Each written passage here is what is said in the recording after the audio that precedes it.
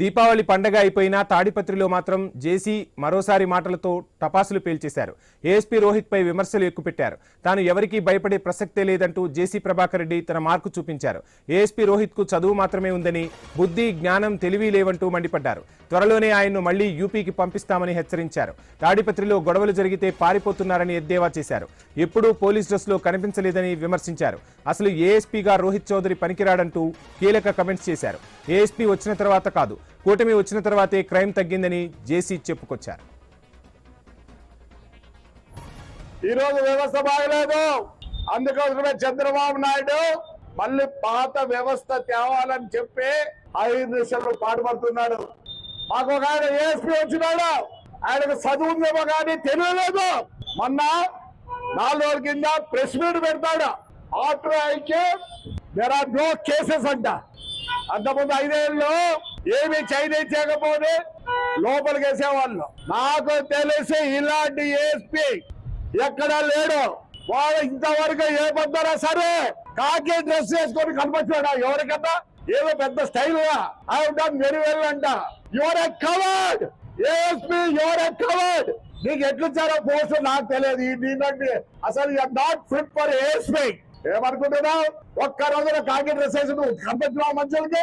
గలాట జరుగుతుంటే నువ్వు ఇంట్లో కూర్చొని అంత అయిపోయాక ఈ ఏఎస్పీ వస్తాడు. అంతకుముందు తాను తాడిపత్రికి వచ్చిన తర్వాతే క్రైమ్ రేట్ తగ్గిందని ఏఎస్పీ రోహిత్ కుమార్ వ్యాఖ్యలు చేశారు. అసాంఘిక కార్యకలాపాలకు పాల్పడితే చర్యలు తప్పవని హెచ్చరించారు. గత ఏడాది 20% రికవరీ ఉంటే 9 నెలల్లో 80% రికవరీ చేశామని చెప్పారు.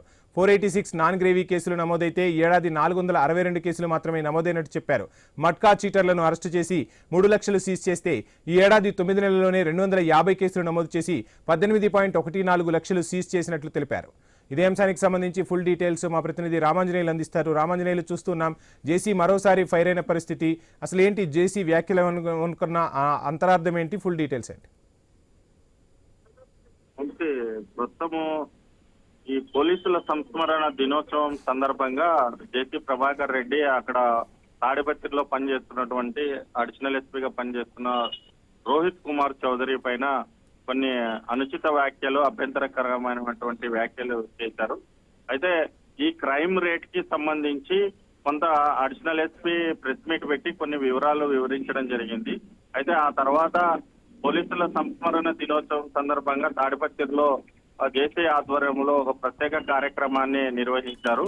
మరి తాడిపత్రి పట్టణంలో పోలీసు అమరవీరులకు జేసీ ప్రభాకర్ రెడ్డి నివాళులు అర్పిస్తూ కొన్ని ఈ సందర్భంగానే వ్యాఖ్యలు చేశారు. అయితే రోహిత్ చౌదరి తాను వచ్చిన తర్వాత చాలా వరకు క్రైమ్ రేట్ తగ్గిందని, గతంలో కంటే ఇప్పుడు చాలా అద్భుతంగా ఉంది అని చెప్పే ప్రయత్నం చేశారని, కాకపోతే ఆయన ఇక్కడికి తాడిపత్రికి వచ్చినాకనే క్రైమ్ రేటు బాగా పెరిగింది. అసలు ఎక్కడా గొడవల్ని నివారించలేకపోయారు. తాడిపత్రిలో కార్లు కాల్చి రాళ్లు రువితే కూడా ఆయన గొడవ అంతా తగ్గిపోయిన తర్వాత బయటికి వచ్చి పర్యవేక్షించారు అని చెప్పేసి చెప్పారు. అయితే ఆ ఎస్ఐలు సిఐలు చేసిన విధంగా కూడా ఆయన అడిషనల్ ఎస్పీ పనిచేయటం లేదు అనే విధంగా కించపరుస్తూ కూడా జేసీ ప్రభాకర్ రెడ్డి అడిషనల్ ఎస్పీ మీద ఈ దుమారమైనటువంటి ఆరోపణలు చేయడం జరిగింది. ప్రస్తుతానికి తాడిపత్రిలో ఇవి అంటే అడిషనల్ ఎస్పీ చేసినటువంటి వ్యాఖ్యల మీద ఆ తర్వాత మళ్ళీ ఈయన కౌంటర్ ఇస్తూ కూడా ఈ రకంగా చేశారు. అయితే ఎస్పీని చూసి మాత్రమే దీన్ని వదిలేస్తున్నానని చెప్పే విధంగా కూడా వార్నింగ్ ఇచ్చినట్టు కూడా చెప్పారు. Thank you Ramanjaneyulu.